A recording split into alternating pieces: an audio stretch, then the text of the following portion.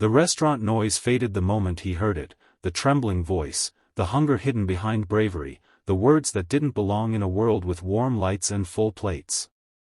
Single Dad Ethan froze with his fork midway in the air as 5 small shadows stood by his table, their clothes worn, their cheeks hollow, and the oldest trying to stand tall while asking what no child should ever have to say, "May we have your leftovers?" In that instant, Ethan's heart clenched, memories of his own childhood hunger slamming into him like a storm, memories he had spent years burying while fighting to be the kind of father he never had. But nothing prepared him for what came next, because when he lifted his eyes to look at them, he saw something that shattered him completely, not just hunger, not just fear, but the unmistakable reflection of the same pain he once carried, the same loneliness, the same quiet desperation of a child trying to protect their siblings while the world looked away. The youngest clung to the eldest, eyes wide and shimmering, and Ethan felt something inside him crack wide open, changing everything in a single breath. If you believe kindness still matters, and that everyone deserves second chances, please like, comment, share, and subscribe to channel name. Your support helps stories like this reach more hearts. Ethan was no stranger to struggle. Ever since his wife passed away 3 years earlier, leaving him with a newborn daughter and medical bills that didn't stop arriving even after the funeral, he had been clawing through life with shaking hands and sleepless nights. He worked long hours at the warehouse, picking up every extra shift offered, even the ones nobody wanted, the freezing dawn unloads, the back-breaking overnight stocking, the holiday rush that swallowed time and spit out exhaustion. He carried boxes until his arms trembled, came home to feed his little girl, and collapsed into bed praying tomorrow wouldn't bring another unexpected expense. The world didn't slow down for widowed fathers, and he learned early that tears didn't pay rent. His daughter Lily grew up seeing tired eyes, microwaved meals, and love stretched thin but determined. Still, Ethan tried, every day, he tried.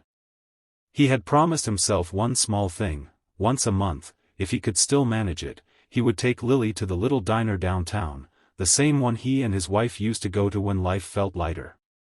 It was his way of remembering her, of reminding himself that warmth still existed somewhere behind the exhaustion.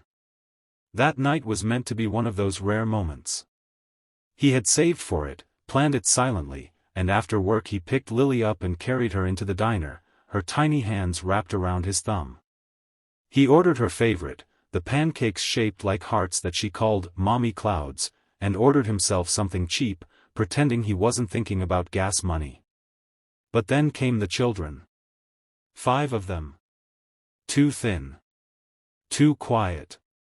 Too polite in a way that only children who have learned to shrink themselves ever are. Ethan's heart pounded as he tried to understand. They didn't look like kids waiting for a parent to return.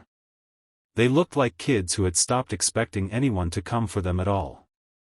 The oldest couldn't have been more than 12, but her eyes carried years. The second stood guard, as if expecting someone to yell or push them away. The third tried not to stare at the food. The fourth swallowed hard, and the smallest clung to a frayed jacket sleeve like it was life itself. Ethan's breath trembled, and Lily watched them too, her little head tilted, innocent sensing sadness. He slid his plate toward them before he even realized he had moved. Hunger was hunger, but hunger in a child was a wound to the world. They hesitated, fear and longing wrestling silently, until the oldest finally nodded.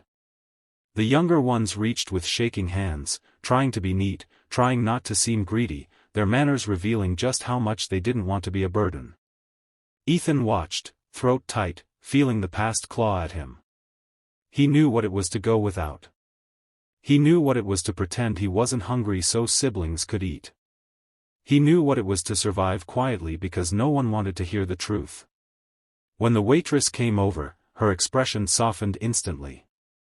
She whispered something, disappeared into the kitchen, and returned with full plates, pancakes, eggs, toast, fruit, more food than any of them could have imagined. The children froze, stunned, staring at the plates like they couldn't trust them. Tears filled the eldest girl's eyes, but she blinked them back hard, refusing to break in front of the little ones. Ethan recognized that too. He had been that child, shouldering what was never meant for small shoulders. The manager came out next, speaking gently, asking where their parents were. The answer crushed the room. Their mother had disappeared days ago. Their father was gone from their lives long before that. They had been hiding, afraid the authorities would separate them, afraid of being taken away from each other, the only family they had left. They had slept behind buildings, eaten from trash bins, and walked the streets hoping for something that wouldn't hurt them. They had passed by the diner because it smelled safe. Ethan felt a storm rise inside him, a fierce protective ache he didn't expect. He looked at Lily, then back at the children, and something in him decided. He couldn't walk away, not when he knew exactly what abandonment tasted like.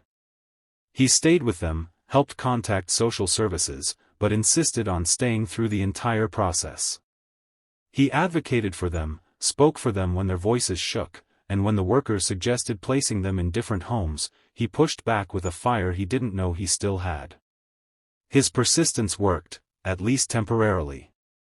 The children were allowed to stay together in emergency housing, and Ethan visited every day, bringing food, blankets, books, and the kind of presents that made fear loosen its grip. Weeks passed, and something unexpected began to bloom. The children smiled more. The youngest laughed.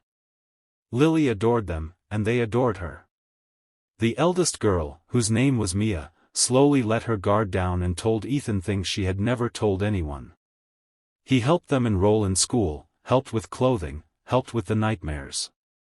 And somewhere along the way, the social worker suggested something that stopped Ethan's breath. Would he consider fostering them? He looked at his small apartment, his modest paychecks, his exhaustion, but then he looked at the children and realized he had already chosen them in his heart. It wasn't easy.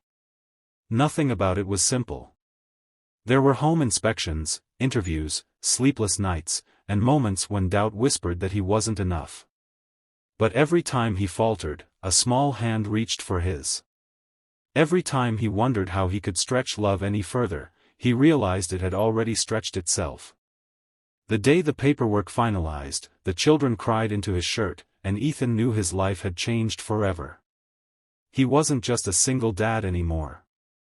He was a father to 6. Life didn't magically become perfect. Money was still tight. Work was still tiring. But the house was full of laughter, noise, drawings taped to the fridge, mismatched socks, burnt toast attempts, bedtime stories read to a pile of sleepy heads, and a warmth Ethan thought he had lost forever. The world that once felt heavy began to feel meaningful again. He discovered that sometimes the family you save ends up saving you right back.